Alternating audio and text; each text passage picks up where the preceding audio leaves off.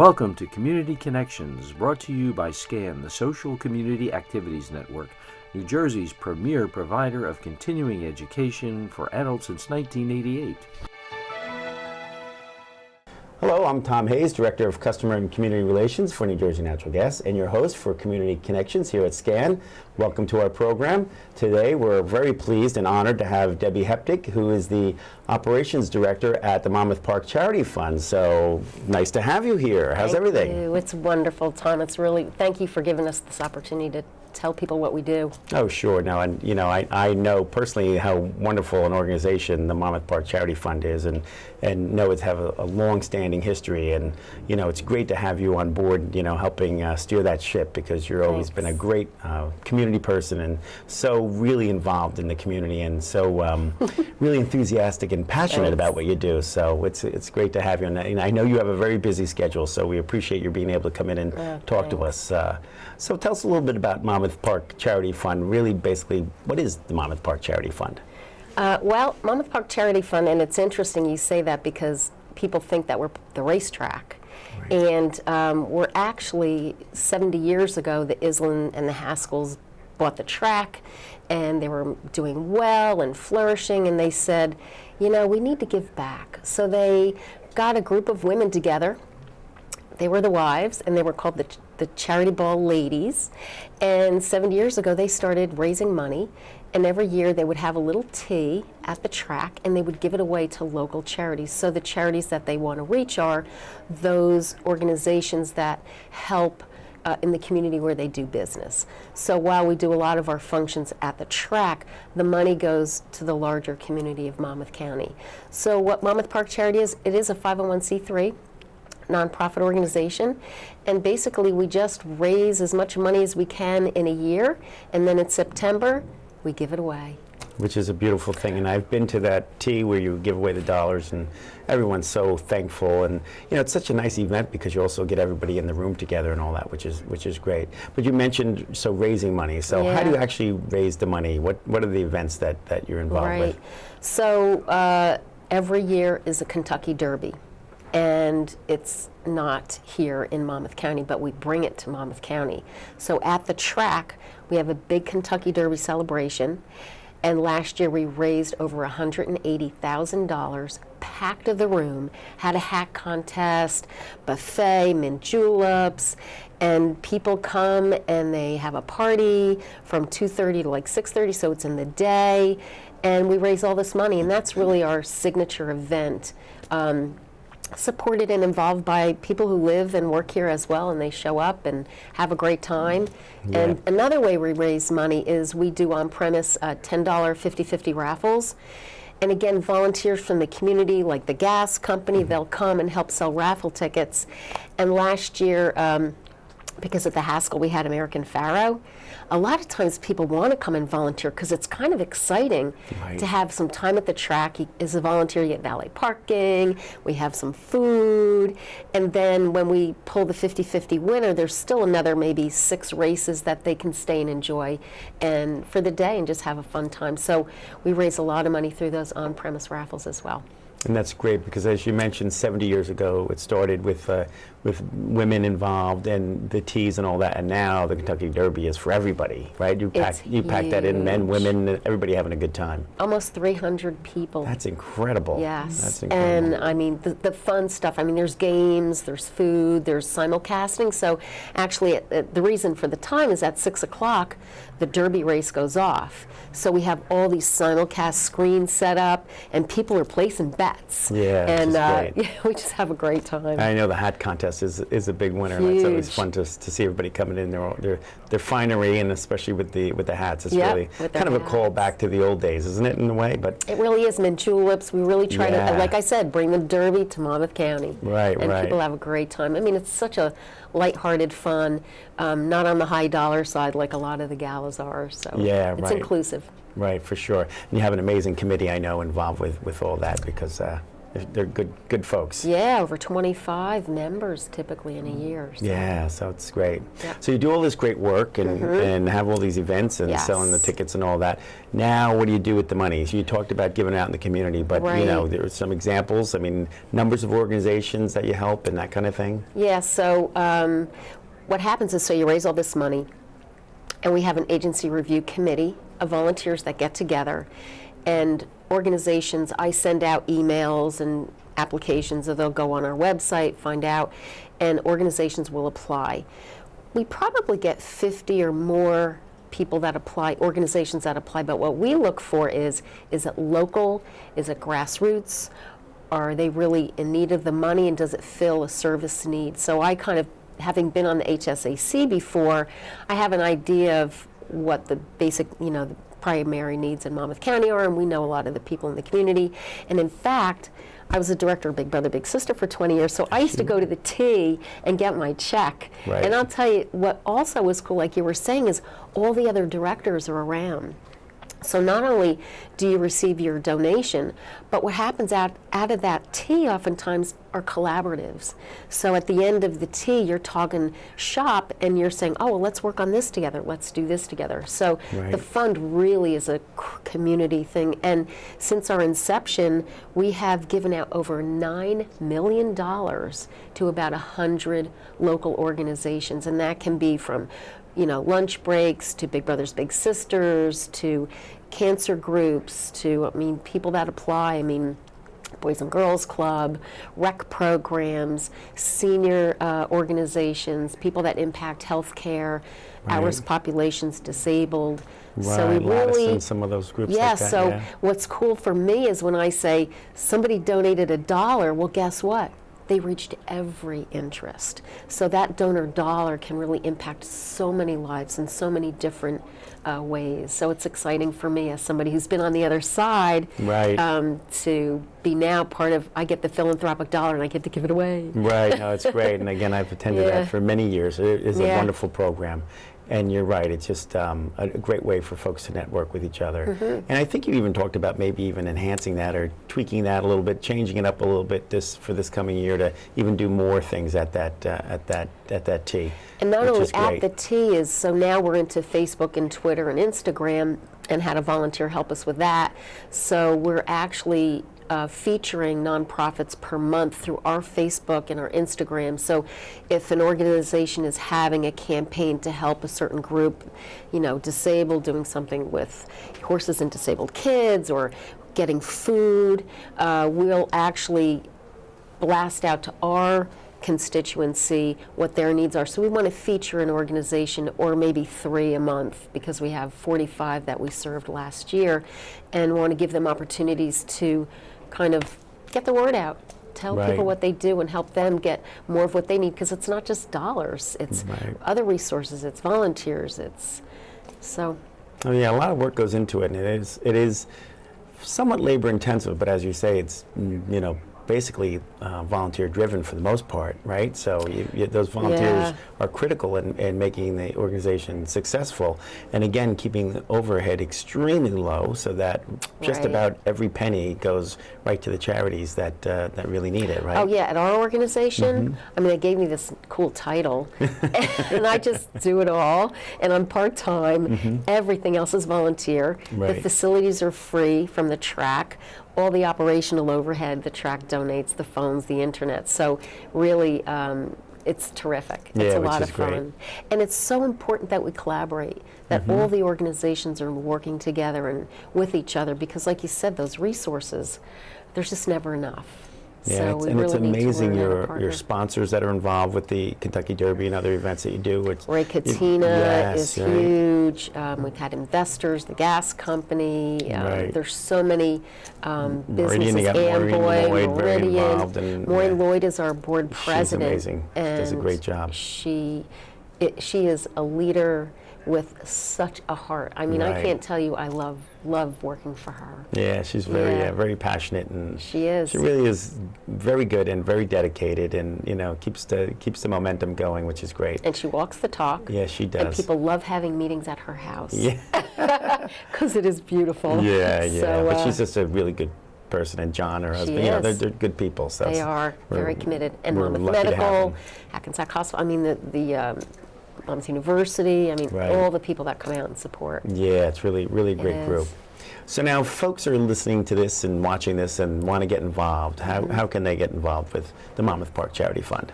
That's great, because like right now, the social media volunteer that I got, she's the one that's helping me with the Facebook, the Instagram and stuff. Right. There's a lot of different ways to get involved, selling raffle tickets, helping on committees. In fact, we had a person selling raffle tickets from the gas company. Now she's a member of our board of directors, so yes. that's exciting. So people just call me, Debi Heptic, at our phone number, 732-571-5325. They could go to our website, mpcharityfund.org. Great. And email me, monmouthparkcharity@verizon.net. And if there's any like internships, I've always looked for internships as far as social media goes. That's huge way to do really broad scoping community engagement. And the awareness, like SAMHSA says, you know, that broad community awareness is really what engages people in knowing what the needs are, even if Right. it's not your personal need, but you know what's going on in your community, so you're more apt to get engaged. And if you need help, to find the help that you need. Yeah, no, for sure. Yeah. And again, it's the thing I really like about it also is it's got such a long tradition. You know, and I know there were some lean times. It's always tough to keep things going, and 70 years is remarkable. So, you know, kudos to you and the organization stay and the the folks course. involved that really keep that ball rolling, because it can be tough. And you know, And with there's no times, infrastructure. Yeah, it's really amazing. I'm in the basement. I have buckets with water dripping.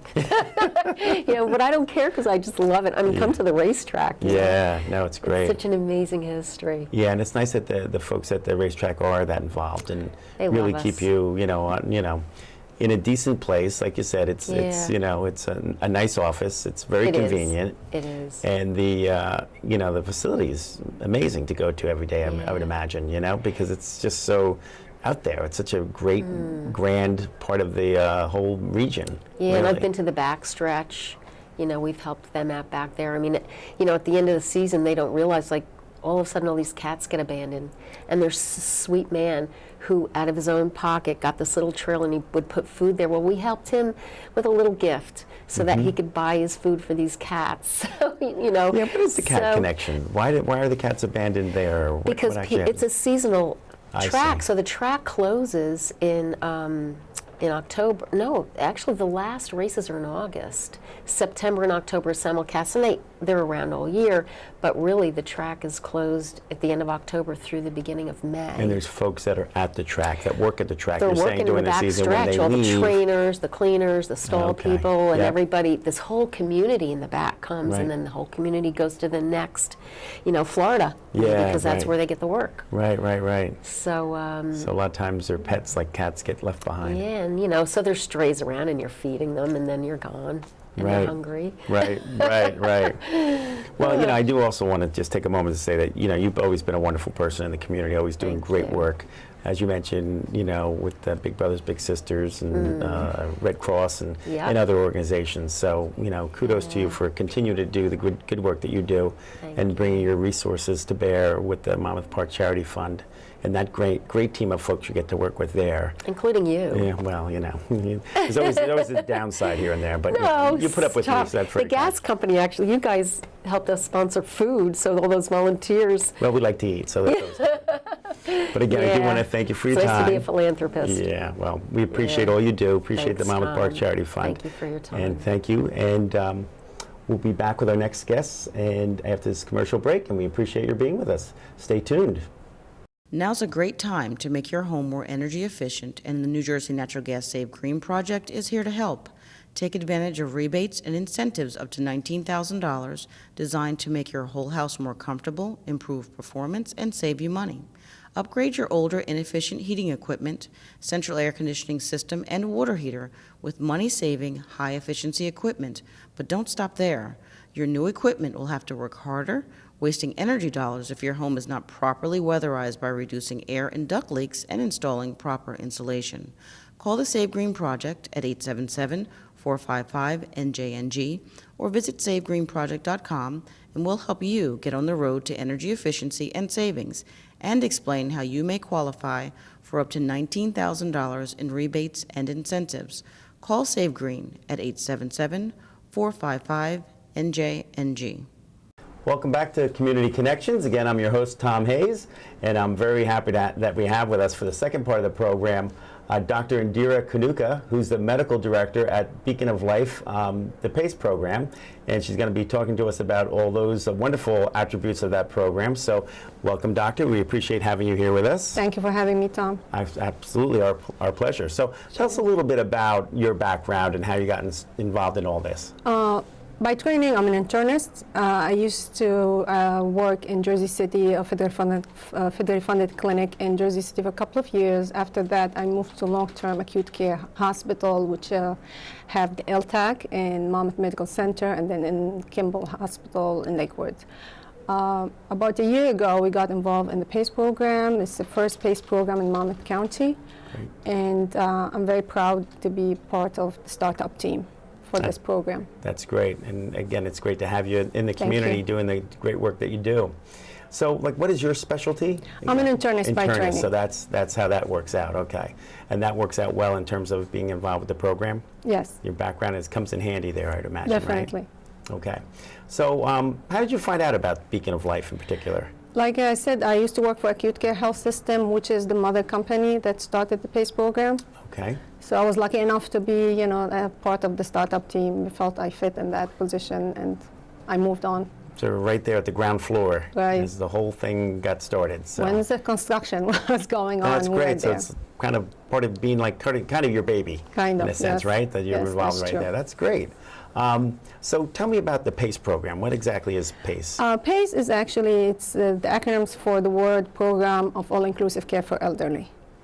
It's a kind of program. It's a model of care for geriatric populations. Okay. Program started around 1970 in San Francisco, and it got sanctioned by Medicare and Medicare around 1997. It came to New Jersey, however, about 2009. Okay. That's when the first PACE program opened in New Jersey. Currently, there's a total of 5 programs open in New Jersey. We are actually number 5, and we opened last year. Nice. That's great. And what does the program actually do? What the program actually do, it enrolls seniors with special needs, kind of. Once they enroll with us, we provide them with all-inclusive care. And the word all-inclusive include everything they need functionally, socially, and emotionally, as well as medically. So our program, for example, has a lot of services once they enroll with us, and we call them participants, including medical care, transportations, recreation therapy, occupational therapy, physical therapy, dietary service, and nutrition education, social services. I hope I'm not forgetting anybody.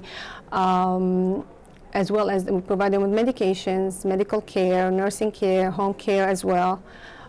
Basically, once they enroll with us, we do a very individualized assessment by all the disciplines, and we provide basically a care plan that's individualized for that person that meets their needs. Right. Wow. It's kind of like one-stop shopping. It is one-stop shop. Yes, it is. And we become really as their family.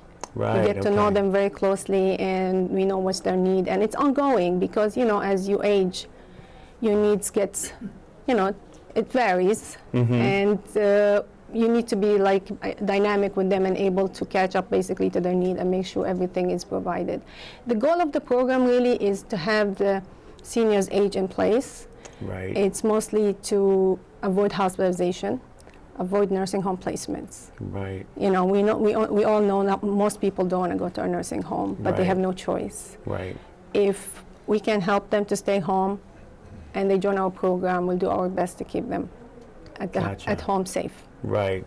That's wonderful because, as you said, most people do want to stay at home as long as they can, and even to the very end if they can. Exactly. I know my own father was fortunate enough to be able to be at home when he finally passed and all that, and it was very comforting to both him and certainly my mother, who was able to keep his wishes and all that. But it's and the other care can be very, very expensive for the family, so if it works out, and it really seems to work out the best for everyone in this case, right? And our participant in general is like fits in two categories. Some of them have no social support whatsoever, and they really need all the help they can get. The other part of them is people who live with their children who needs to work basically to make a living. Right. And they're kind of caught in what they call the sandwich generation, Yes. taking care still of young kids, but at the same time you have your parents home. You feel guilty, you don't want to put them in a nursing home. Mom and dad don't want to go to a nursing home. Now what do? I have to go to work. I can't take off to take my mom and dad to the doctor. I can't take off to go pick up their prescriptions.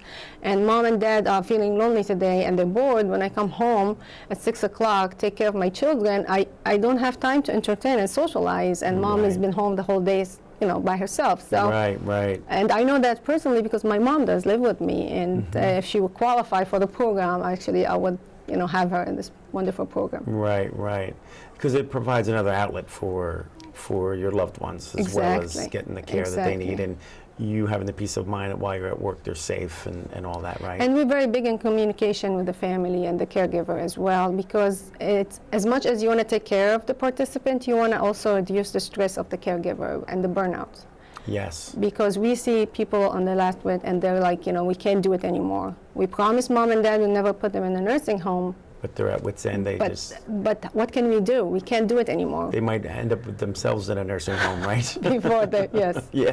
So, Mom and dad are home, and they're in the nursing home trying to Right. get better. Now, it's a lot of stress, and it's hard, and Yes. it's emotional, and is. it's draining and financial. There's all those And elements. Tom, remember this health system is very fractioned, and like the care really get lost, and the patient get lost in between, like transition from the hospital to the subacute rehab to home. A lot get missed in between. Right. And the beauty of this program that we continue to follow the patient, even if they get to the hospital, we'll try to see them ourselves. We try to coordinate the care with the physician who's seeing them if they're not in our affiliated hospitals. We move them, if rehab, they need to rehab, we move them to rehab. However, make sure the transition is smooth, none of their medication is missed, all their history is known, all their health wishes are known, or their allergies are known. So we try to make it as smooth as possible for them, Right. and reduce the stress of the family. Oh, my mom is going to subacute rehab, I need to rush there and be there when she gets there. No, you don't. We are going to be there. Yeah, right. That's So, amazing. like I was telling one of my participants' family the other day, I said, well, you just acquired a whole new family of professionals that they're watching out for your mom. So you can relax, and we'll keep you posted whatever is going on. Yeah, And they really appreciate that. That's tremendous. Yeah. So IDT, can you tell me what that's about? The IDT is interdisciplinary team. Okay. Our program is actually this is a main cornerstone for it, because we do not make one-person decisions. IDT team has multidisciplinary in it, including physical therapy, occupational therapy, occupational therapist, a dietitian, social worker, home care coordinator, nursing, myself, transportation, home health aide. We all sit on the table every morning and we have a daily meeting. We discuss all aspects of what's going on with our participants. Anything needs to be brought to the table, from unusual incident, from a fall, from new things to keep an eye on. They really empower you as a physician, and they're there to support you taking care of the participants. They're a That's wonderful great. team, and I'm very proud to be part of them. That's wonderful. Now, all this comes at a cost, I'm sure. So what is the cost involved? Most of our participants are dual eligible, what means that they have Medicare and Medicaid, and if they have both insurances, there's really no cost out of pocket at all. So there's no co-payments, Wow. basically nothing. And we do cover all the services that's covered by Medicare and Medicaid, but we don't have the same limitation Medicare and Medicaid have. Okay. For example, usually under Medicare regulation, you have to stay in the hospital for 3 days before you go to subacute rehab. We don't have to follow those regulations. We need to do what's best for the participant themselves. Excellent. So we have more freedom in spending the money, but at the same time, I mean, we provide all the service that Medicare and Medicaid provide. That's excellent. That's really good information for our viewers to learn about. So it's great that you're here to be able to give folks that kind of information. So certainly you've probably seen changes in your clients and all that sort of thing. So how do you feel that it kind of affects them the most? It's really, I've seen, like right now I have about 26 participants. About 4 of them so far, there's a dramatic changes. Great. From being less depressed, less pain, happier, more satisfied with their life. And that actually is proven through study that they have a better quality of life after they join a PACE program. Right, wow. So that gets to that question is how do folks sign up or join the PACE program? They just have to call our phone number 732-592-3400 and we'll take it from there. Wow. Just What's that one number phone again? number, 732-592-3400. It's amazing. So they just call and you'll help them get through everything from that point on. And Wow. if they are not eligible for our program, we do try to direct them for another programs in the community that might be able to help them. Gotcha. Do you find, like, are most people eligible, do you find, or is it 50-50? I mean, or 50-50 kind of. A lot of people who has Medicare, they are eligible for Medicaid, but they never bothered to apply. And we also try to help them do that if they find out that might be possible for them. Okay. And how long does the average client stay within the program? Once they enroll, they can stay with us for life, Okay. unless they choose to disenroll. It's a voluntarily, and they can choose to disenroll at any time and we reinstitute their previous insurance. Right, okay. That's pretty impressive.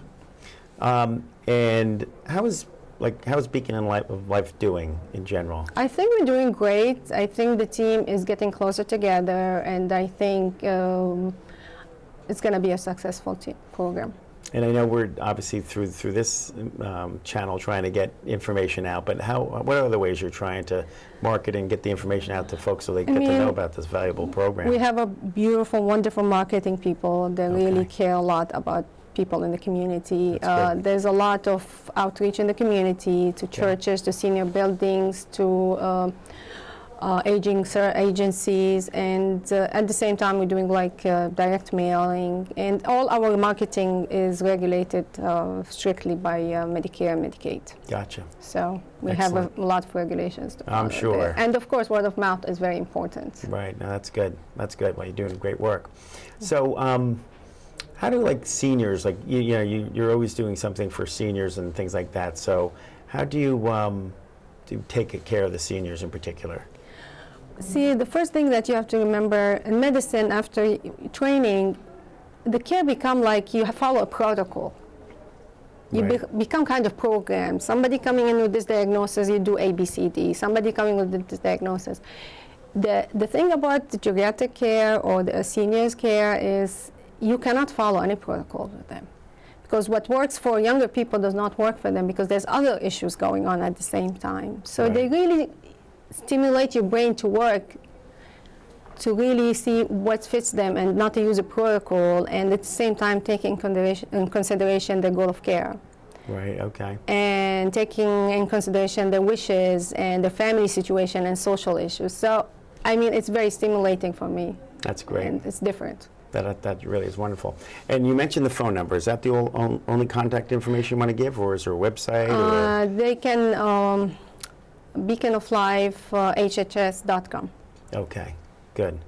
And that's great. It's really good information. And again, for our viewers, a lot of folks are, in that situation of either having parents and children, or, looking for something, that they may want to take advantage of in the near future, whatever it might be. So really appreciate your being here with us to talk about this wonderful program. Well, thanks for having me. Well, certainly. So it's the Beacon of Life PACE program, which is really phenomenal. So thank you for your time. Thank you, for Tom. your Thanks for having excellent us. work. And I'm sure our viewers here at Community Connections are going to take this information and probably all quickly writing down all this information right now, because it really is great. It's a wonderful program and services to offer to our community. Thanks, Tom. So thank you very much. And thank you to our viewers. We hope you enjoyed this program, and we look forward to seeing you in the future. Take care.